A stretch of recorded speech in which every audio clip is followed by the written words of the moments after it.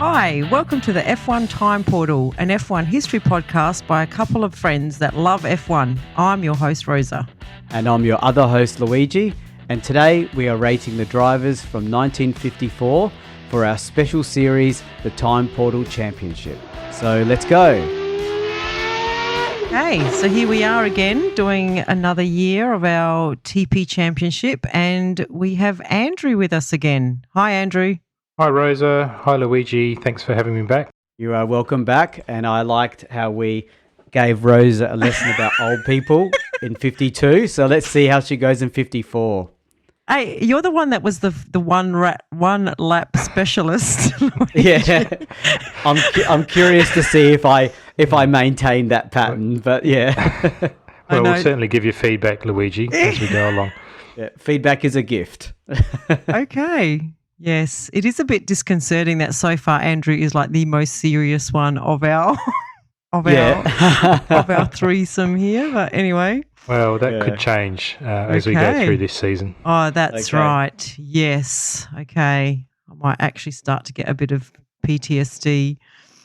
Okay, let's start. We started with race 1, the Argentinian Grand Prix. And for those of you new to the TP podcast, we only do a very fast review because we assume or hope you've listened to the full episode where we go race by race in quite a lot of detail. So this is just more a prompter or a reminder. So, in the Argentinian Grand Prix, Farina gets pole, and you're going to love this, Rosa.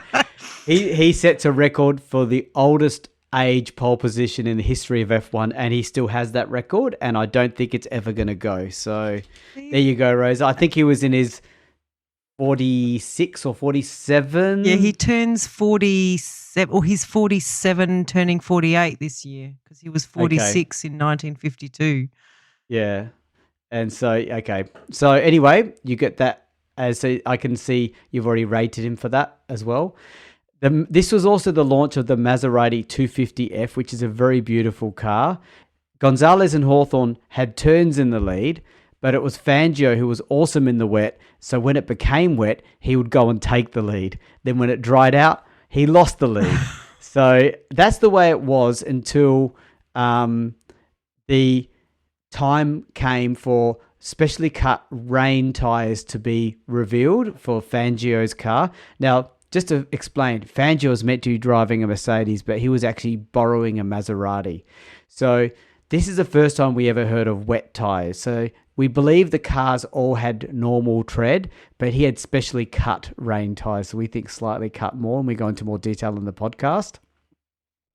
Of interest in this race, Ugolini, who was the team manager of Ferrari, saw 3 mechanics work on Fangio's car, and that was apparently more than the permitted number of mechanics.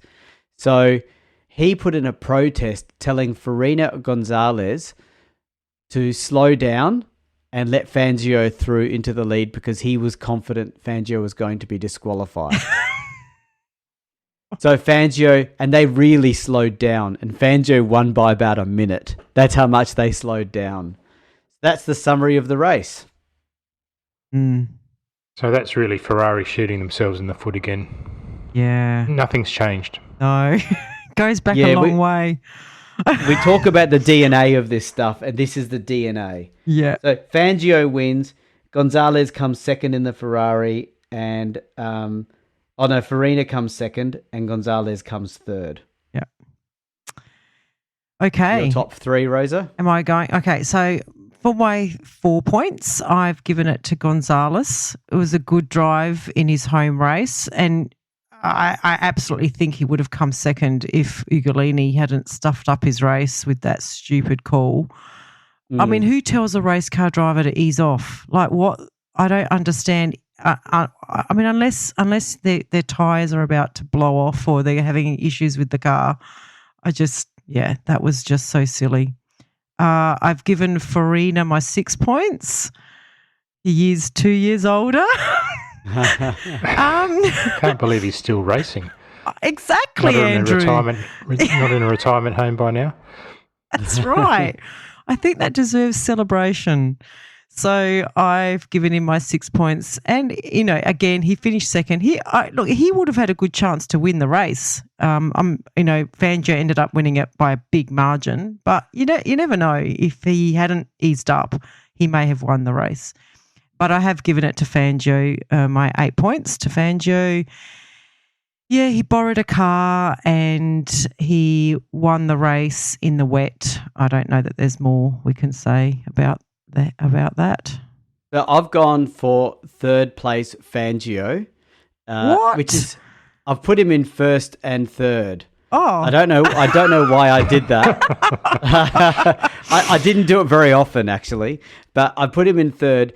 I said the Mercedes car was not ready, so he borrowed a Maserati and won. And Ascari, who joined the Lancia team, the Lancia wasn't ready. And he didn't have the foresight to borrow a car and considered defending his championship, which he won in 53 with dominance. So that's why Fangio gets double for borrowing a car, and that's why I gave him third. Second place was Ugolini. So he's the Ferrari team manager. He made a protest. This is not his first failed protest. This is one of many. And you've got to give him a tip of the hat to make the race interesting. I mean, I'm imagining in the days when there was no internet, there's no people checking on their phones, why the Ferrari's letting Fangio through in the lead in the Maserati. That's Ugolini doing that. Yeah. And he needs to be given credit for the craziness of making the race interesting. And first is Fangio. So awesome wet weather driving. And when it was wet, he dominated. And it's normally the great drivers that do well in the wet. Rosa, did you give Fangio double points because of that? Did you notice that? Yeah. No, my formula would have taken note of that. Okay, no worries.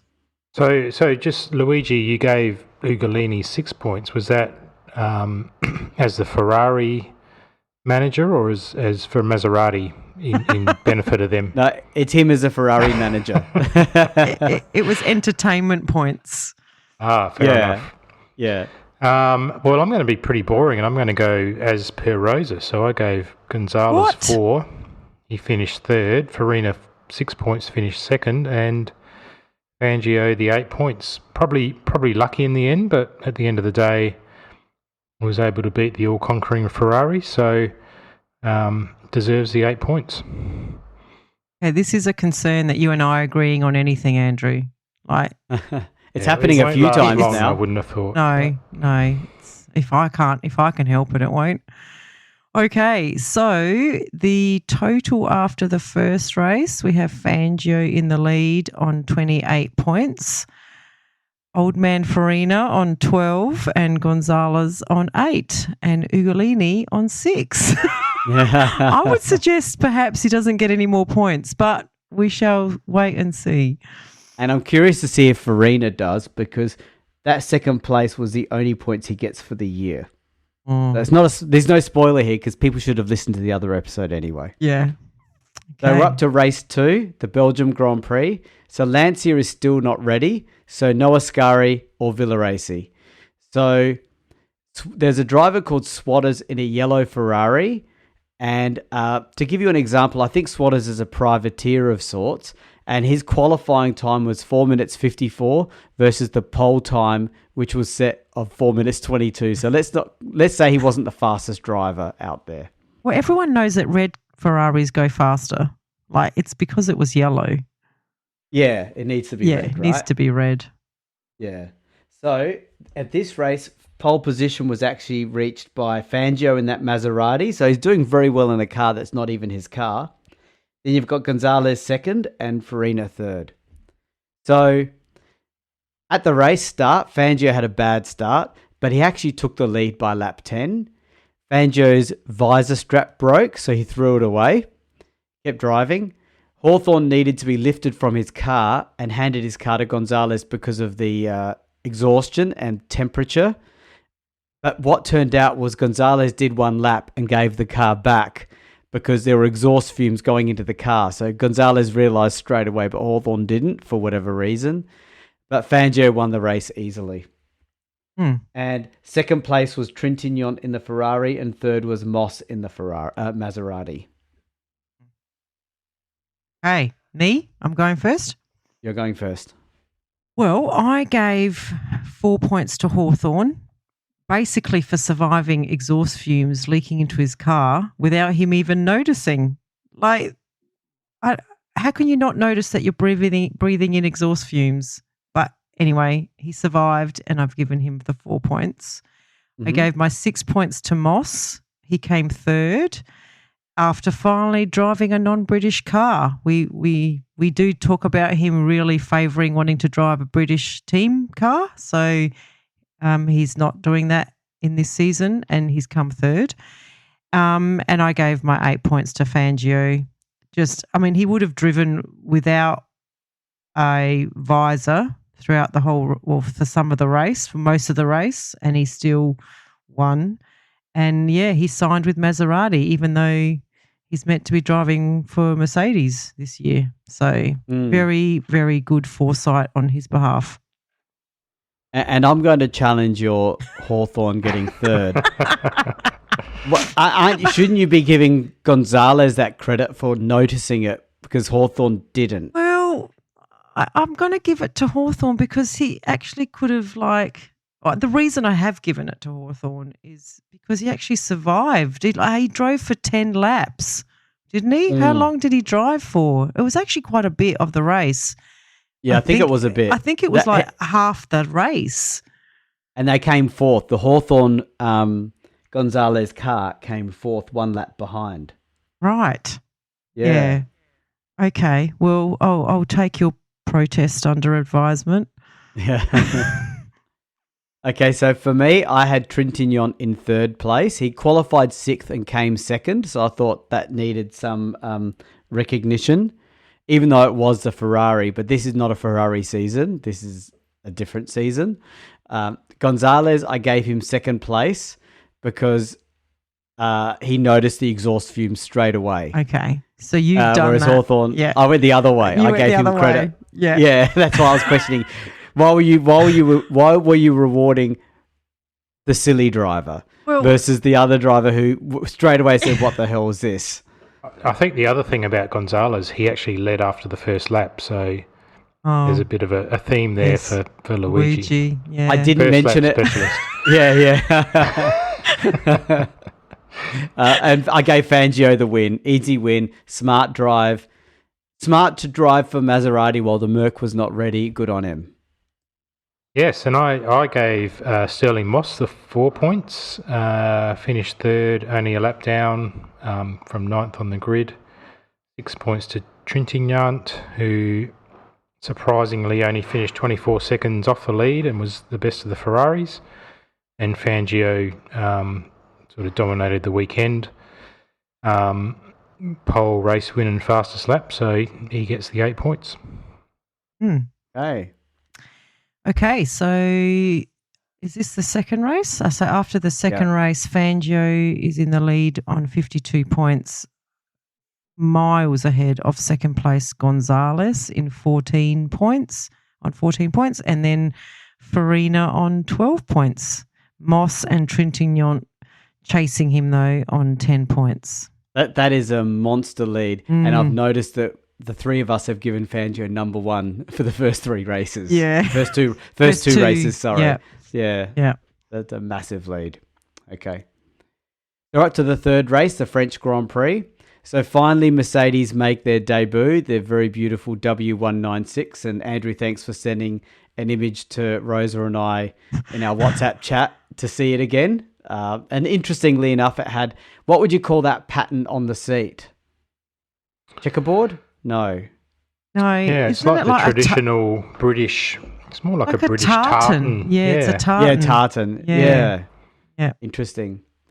So Fangio in this car set a new lap record of 200 kilometers per hour at this track, so that's special. Ascari finally drives and borrows a Maserati because the Lancia team manager realised there would be no Italians in the race. So I thought that was hilarious to hear that pride kick in. Lap 36 of 61, only 5 cars were still circulating.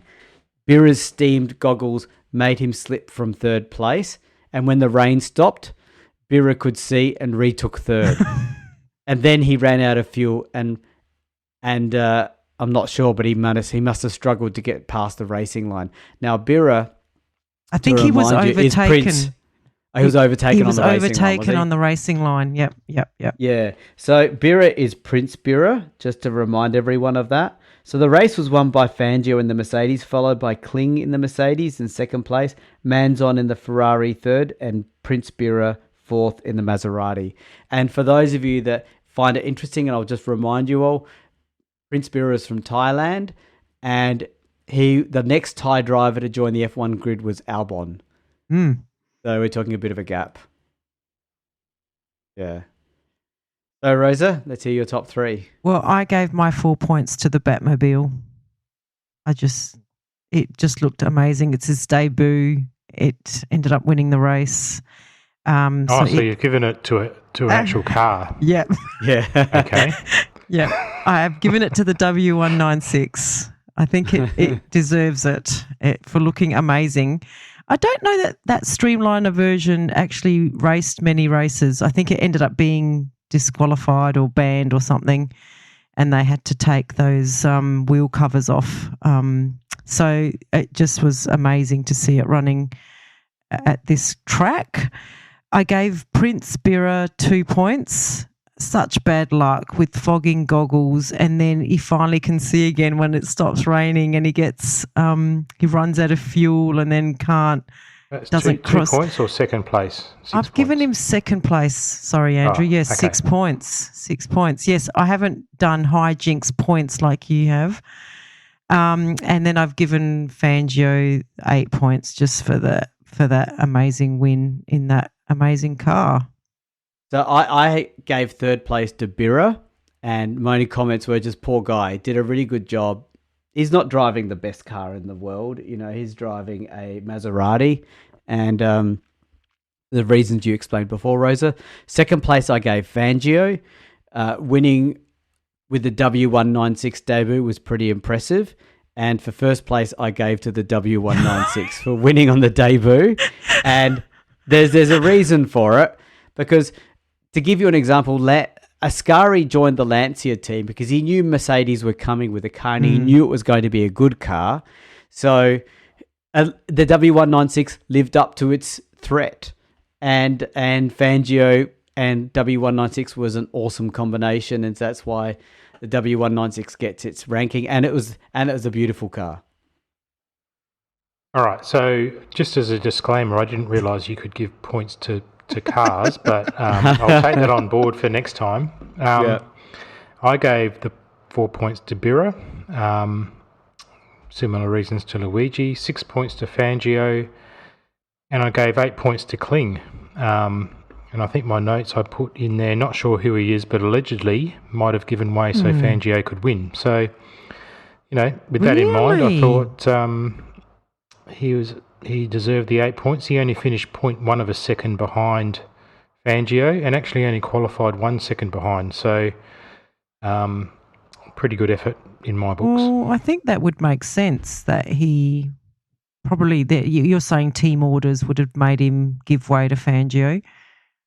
Well, certainly from what I've read in Luigi's notes, that could have been the case, allegedly. There were questions. And you know what? I think you are right. Kling probably could have won it, but I suspect Fangio was not... he knew Kling was following the rules of the team, but if they were released, Fangio would have beaten Kling in a straight fight. Like this happens multiple times this season. Yeah, you're probably right. Yeah. But it's interesting comment, though. Good that he gave Kling the win that he probably could have gotten potentially, but I'm saying I don't think so. Yeah. Okay, so after this race, Fangio he's on 72 points in number one spot. Gonzalez and Birra in joint second. Did you say joint third? I don't know. Joint second on 14 points. And Farina is on joint third with the car, with W196 on 12 points. Yeah. I'm going to say neither of those two get any further points. Oh, you don't know. You never know. I don't think I do, but yeah. You never know. So we're up to race 4, the British Grand Prix. And this is a bit of a boring race start with Gonzalez leading from Fangio. Fangio struggling to pick corners due to the shape of the W196, and he had gearbox problems as well because the W196, it was the full enclosed streamlined version, and because of that, he couldn't quite pick the corners, and that was a big problem for him. So Gonzalez actually wins by over a minute, and Marimon finishes third, having started from 25th place. And second place was Hawthorn in the Ferrari. Okay. I can see now what's happened to my scoring system. My Ferrari bias has come to the fore. I've actually given 3 points, not 3 points, 4 points, my third spot to Trintignant. He came from 11th to 5th in a Ferrari. I think I've given it to the Ferrari because the Mercedes was just so dominant in this year, I think. I've given Trintignant my 4 points. He did finish 3 laps down, Rosa. But it's in a Ferrari. Quite generous, but anyway. I'm saying super. You've ignored Marimon. Marimon from 25th to 3rd. Yeah, that doesn't cut it for you. What car was he driving, Louis? Maserati. Yeah, well. That's why you didn't pick it. That's probably why I didn't pick it. So to be fair, it is still an Italian team. Yeah. I might have just had my blinkers on. Hawthorn, I've given 6 points to. Again, a strong performance in the Ferrari. And Gonzalez got my 8 points. Just such a good win over the Mercedes and Fangio in the wet. Yeah. I think. Okay. Yeah. Yep. Although Fangio was having issues with the wheel covers, but still, it was a pretty strong car. Okay, so I had 3rd place Moss. While I didn't mention Moss in the short summary, he was in a safe 2nd place until his car failed near the end, so he definitely deserved to be up there. But he just got pipped by Marimon. I ranked 2nd for coming 3rd from 25th on the grid, so I nearly gave him top spot. But Gonzalez was just so solid that I gave him the win. So Gonzalez first. Yeah, and this is where I've gone a little bit rogue with my point scoring. I think I had Marimon in 3rd with the 4 points, same reasons as Luigi. I couldn't split the 2 British drivers, Hawthorn and Moss. They were both, Moss was running 2nd till he retired 10 laps to go, so that was a good effort, and Hawthorn obviously finished 2nd, so I gave them 4 points each. Not sure why, but I gave 6 points to Gonzalez, who he won the race, obviously, and shared the fastest lap with 6 other drivers, which is quite unique as well. But so I've gone a little bit rogue with the points, but I think they all deserved points in this race. It's a tough one. Yeah. Andrew, those points that you read out, though, are not what you sent me, because your points added up to more than the 18. Your points added up to 22. Okay.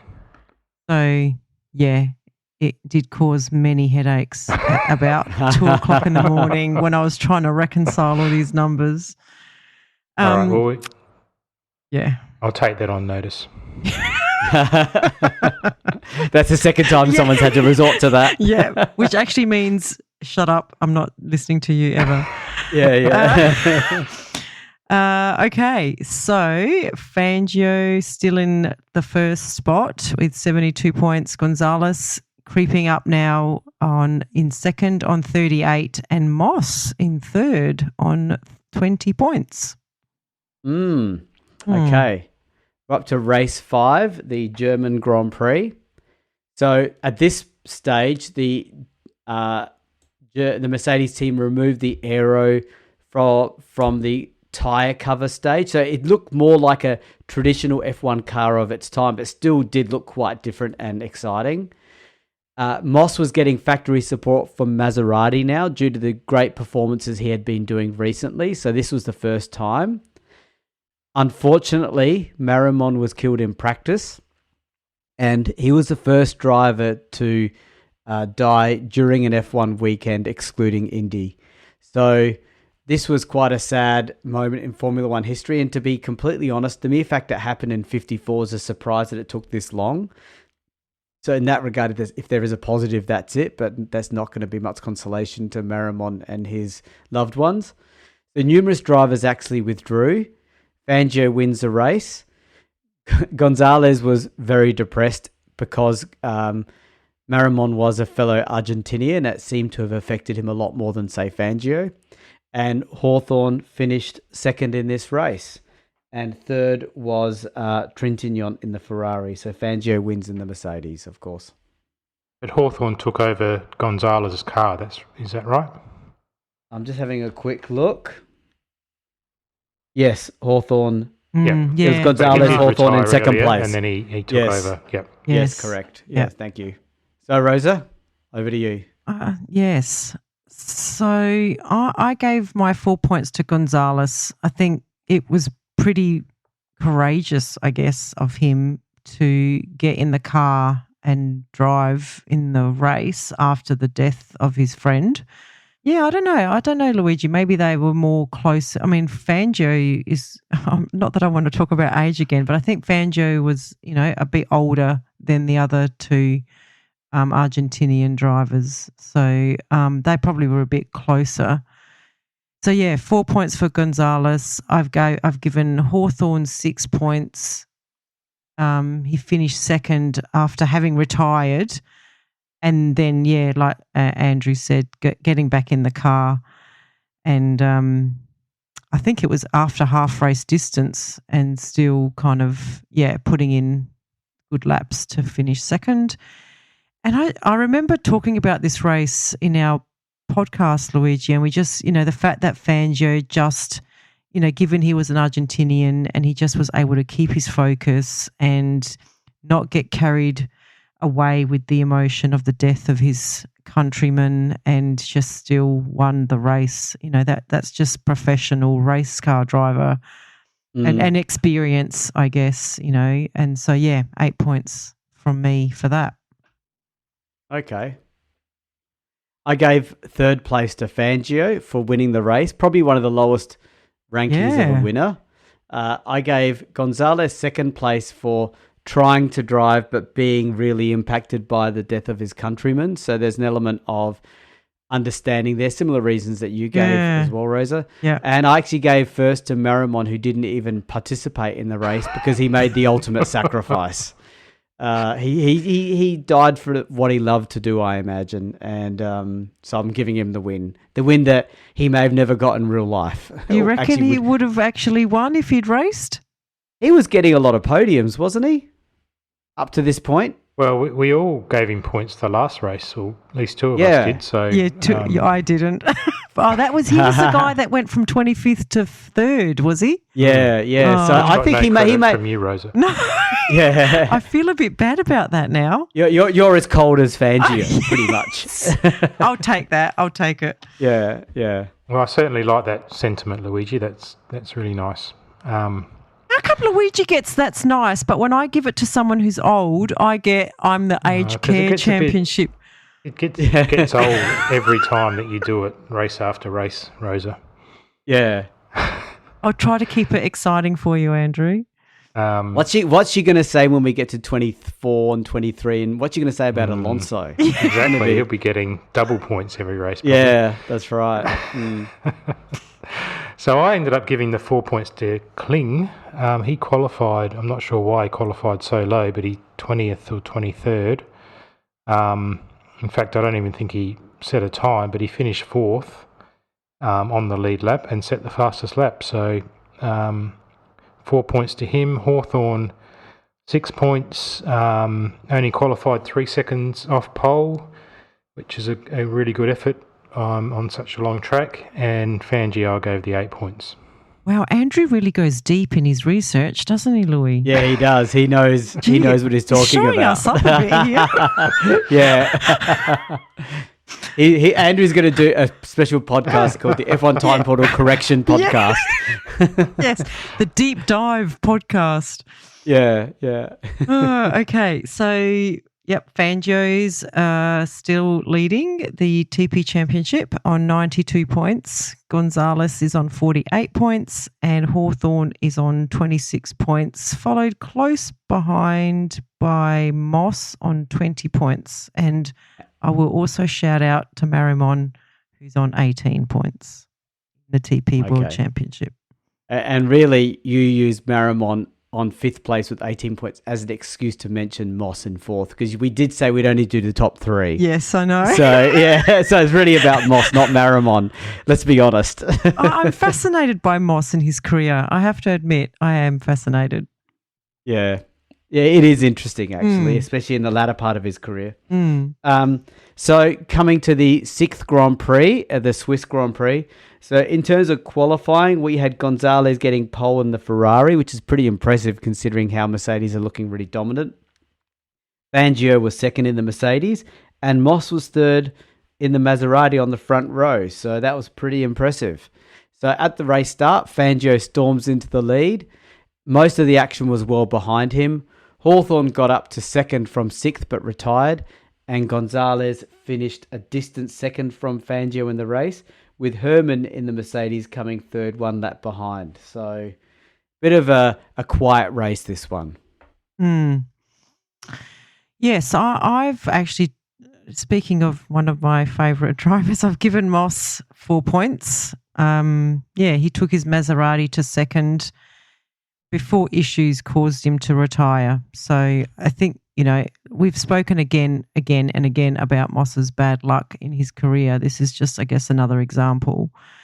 I'm taking this opportunity to right some wrongs for the poor guy. Gonzalez got my 6 points. It was solid drive for 2nd place. And, Fangio, 8 points. I think he locked away the championship in this race, Luigi. I think... I think other drivers needed to be closer to him to challenge it for the last race of the season. So, all the other cars were sort of failing around him and he was able to take his car to the finish line and lock in the championship. Okay. I had Hawthorn in 3rd place. His charge up to 2nd place. Similar to same reason as your 3rd place, but I went for Hawthorn instead of Moss. Yeah. They both retired. So... yeah, it's a different perspective. Maybe I'm more of a Hawthorn lover than I'm a Moss lover, but I think Moss is pretty awesome too, though. I gave Gonzalez 2nd, same reason as you. Solid drive in 2nd place, and Fangio just dominant win. Couldn't think of anyone else to put in 1st. So I on a similar theme, I actually gave points to Hawthorn and Moss.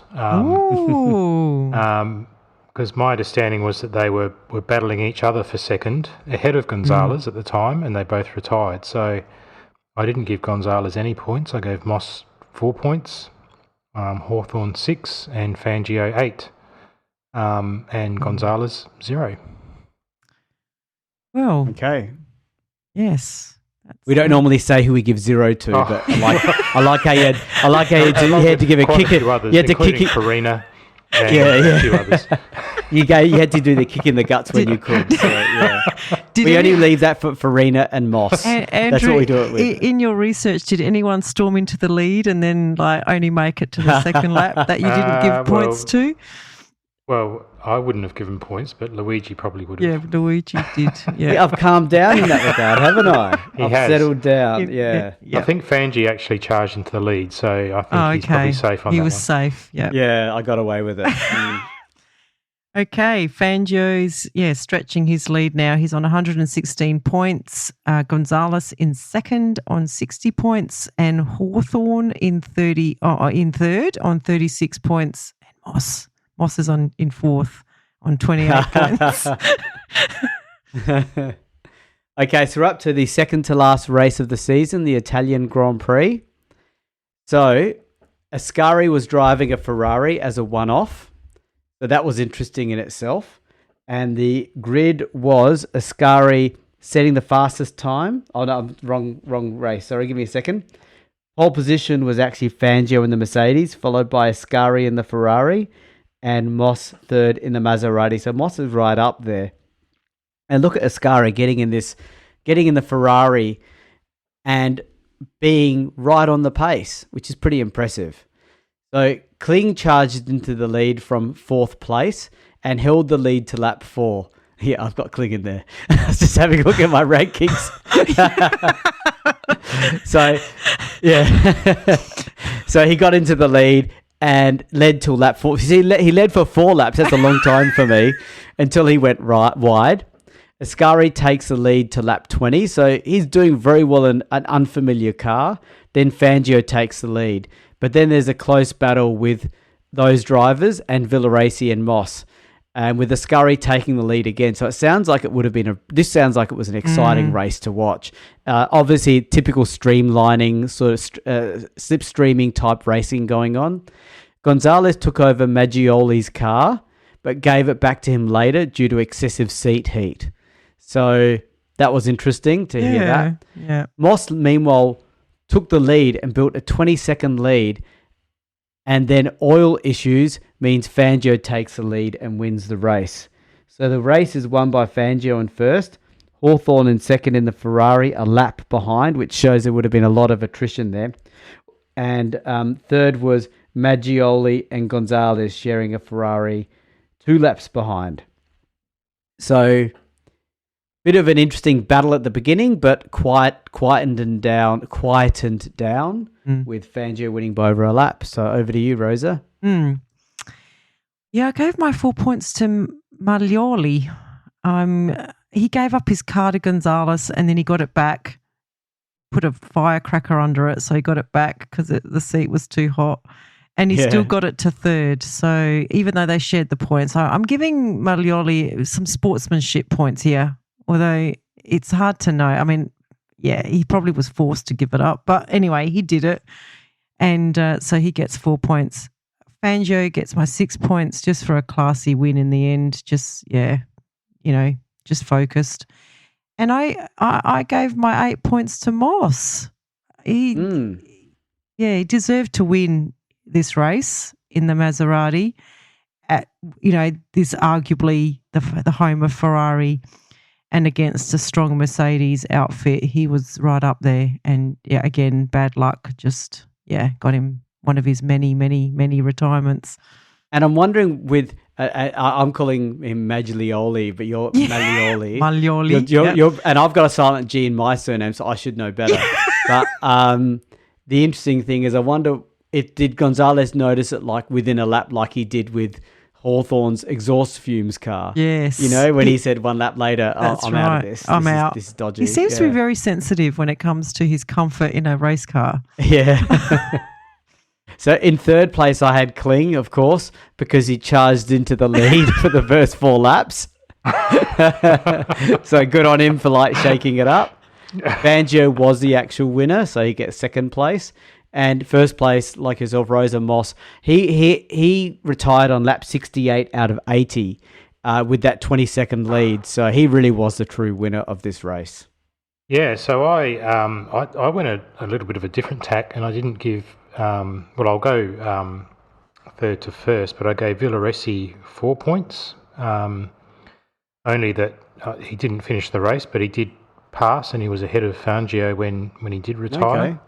6 points I gave to Gonzalez for his charge back through the field after he retired and then took over the other vehicle and did set the fastest lap. And I gave 8 points to Moss because he was 20 seconds ahead at the time he had trouble. So, yeah, maybe I was just that tall poppy syndrome kicking in and saying, well, Fangio wasn't as dominant as he was previously, and quite a few other drivers had their turn in the lead, but he didn't get any points this time. Andrew, you gave 6 points to Gonzalez. He couldn't even finish the race.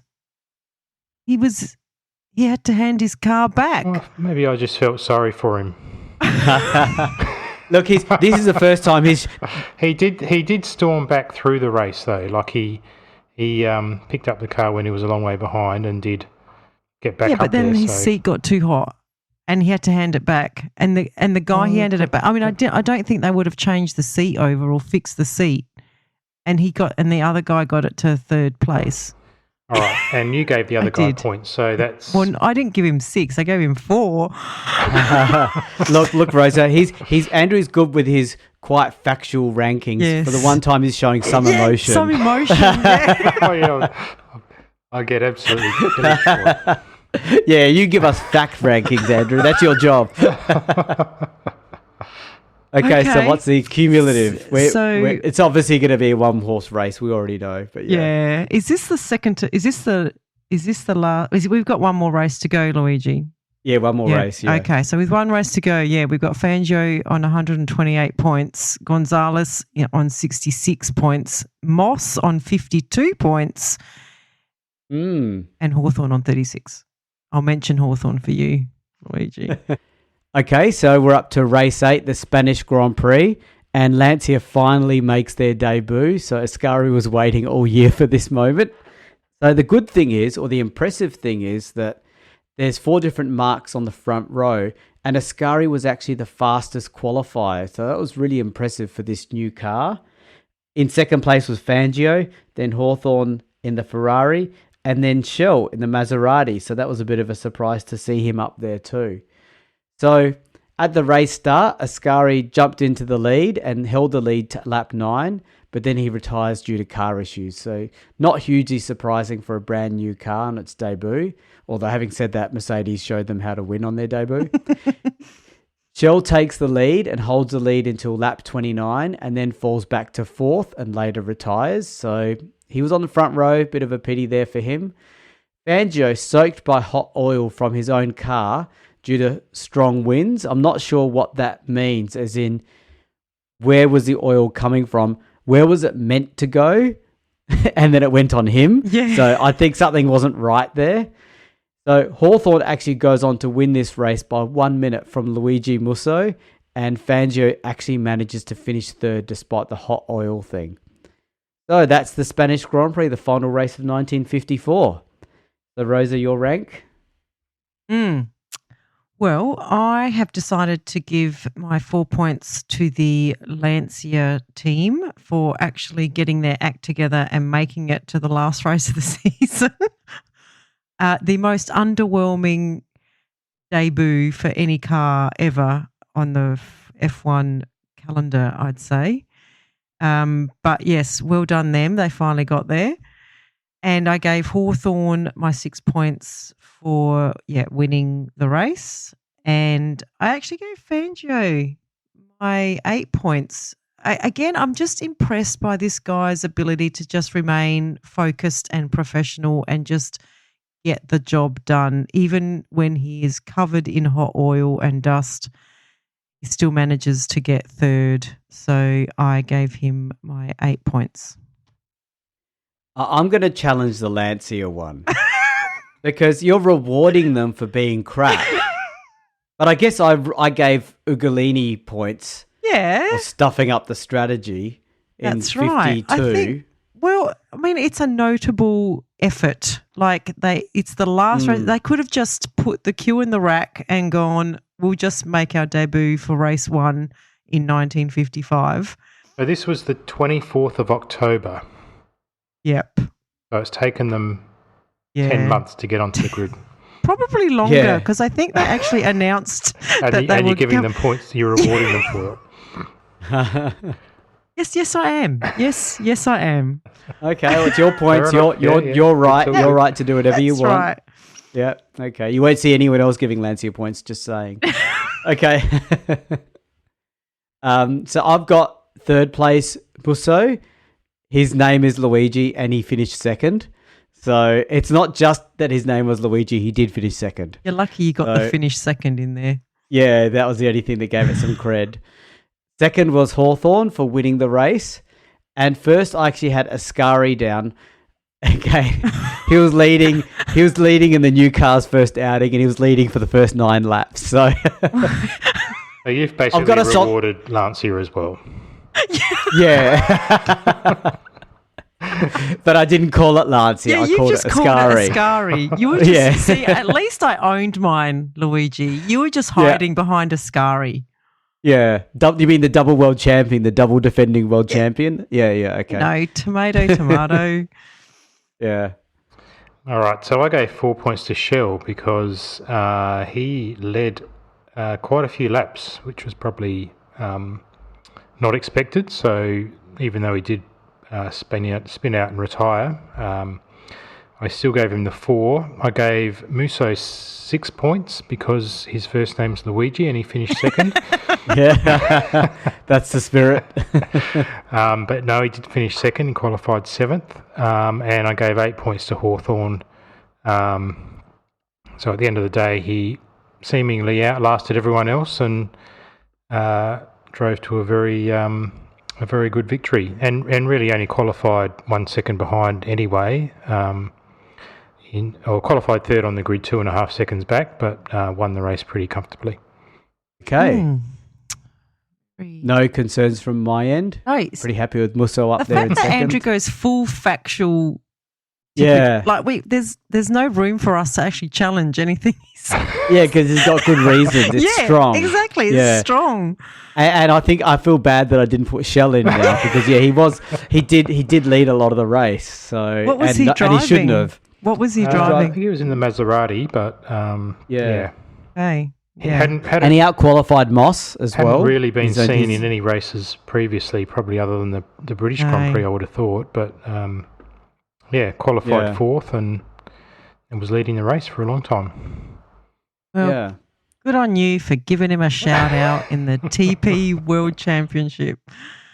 Yeah. Okay, so the final standings for the TP World Champion, Fangio takes it out with 136 points, and second place is Gonzalez on 66 points. So that is a pantsing. And then Hawthorn on 56 points and Moss on 52. He got beaten by his British rival. Yeah, by only 4 points. But interestingly, Moss in the actual World Championship only got 4 points. Yeah. Actually 4.14 points because I think he had that shared fastest lap. Yes. So, which points to his perennial unluckiness, I guess. Yes, exactly. And that he has won the hearts of the 3 people on this podcast at least. And when I look at the championship, there's 12 drivers ahead of him in the actual championship result, and we gave him fourth. 5th. 1, 2, 3, 5th. Fourth. No, we gave him 4th. I gave him 4th. Yeah, we gave him 4th. And well deserved. Yeah, totally well deserved. And when we came up with this TP championship, actually it was Rosa's idea. Was it your idea, Rosa? I can't remember. I think so. Anyway, it doesn't matter. I assumed, wow, we're going to see Moss win a few championships here. So far we haven't seen that yet up to 54. No. But I think it might be coming. Yeah, there's a long way to go. Like he drives all the way into the 60s, doesn't he? Yeah, correct. Yeah. Until 62. Yeah. So he has a lot of opportunities to not be the greatest driver to not win a championship. But I think in the TP championship, I've got a feeling he's going to walk away with 2 or 3. Yeah. Yeah, so he could go from boiled lollies to chocolates just on this basis. Yes, absolutely. So we actually, so our top 3 were exactly the same as the actual World Championship. So the right thing happened. Yes, that's right. According to us, yes. Yeah. Okay, well that's a wrap for 1954 then. Yeah. So thank you, Andrew, for joining us for Thanks this episode, and we believe you're coming back for 56. So we're looking forward to that. Brilliant. Hey. Okay. Thanks everyone. Bye. Bye. We have a Patreon. Yay! We're a professional podcast now. So it means a lot to us if you are able to support the F1 Time Portal podcast. For a small monthly fee, you not only get ad-free podcast content, you will also receive special episodes that are exclusively uploaded for our Patreon financial supporters. We promise at least 2 additional exclusive episodes each month aligned to the decade we are up to in the show. And you will also be able to make suggestions about any special episodes you may want us to research and present. We can't promise that we can do all of them, but we will consider them. So, if that sounds like an entertainment bargain to you, Go and sign up at patreon.com/F1 Time Portal today. If you're enjoying our podcast, please tell your friends and non-F1 friends alike. Yeah, and don't forget to rate us 5 stars or whatever highest is available on the podcast platform that you use. We have a range of social media handles for you to connect with fellow listeners, so look up F1 Time Portal on all the usual platforms. Or visit us at www.f1timeportal.com or email us at f1timeportal@gmail.com. We would like to give credit to our primary reference materials, a series of books called Grand Prix by Mike Lang. We also use many other written and digital references, which are in our show notes. Thank you for your support. Thank you.